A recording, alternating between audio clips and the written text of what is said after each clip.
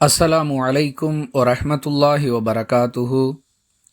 தினமும் ஒரு துஆ. தொழுகையை முடித்த பிறகு ஓத வேண்டிய துஆக்களை அறிந்து வருகிறோம்.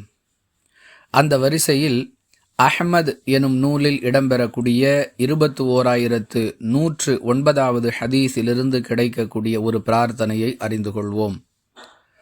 ரசூலுல்லாஹி ஸல்லல்லாஹு அலைஹி வஸல்லம் அவர்கள் முஆத் இப்னு ஜபல் ரதியல்லாஹு அன்ஹு அவர்களிடம் தொழுகையை முடித்த பிறகு இந்த துஆவை ஓதாமல் விட்டுவிடாதே என்று வழிகாட்டியிருக்கிறார்கள்.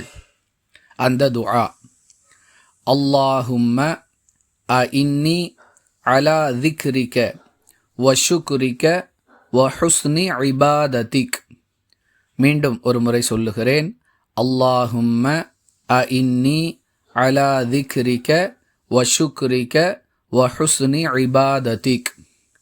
இறைவா, உன்னை நினைவு கூறுவதற்கும் உனக்கு நன்றி செலுத்துவதற்கும் அழகிய முறையில் உன்னை வணங்குவதற்கும் எனக்கு உதவுவாயாக. இது அந்த பிரார்த்தனையின் பொருள். மீண்டும் ஒரு முறை சொல்லுகிறேன். அல்லாஹும்ம இன்னி அலா திக்ரிக வ ஷுக்ரிக வ ஹுஸ்னி இபாததிக். மனனம் செய்து தொழுகைக்கு பிறகு ஓதி வருவோம், நன்மையை பெறுவோம். வாஹிரு தஅவானா அனில் ஹம்துலில்லாஹி ரப்பில் ஆலமீன். அஸ்ஸலாமு அலைக்கும் வரஹ்மத்துல்லாஹி வபரகாத்துஹு.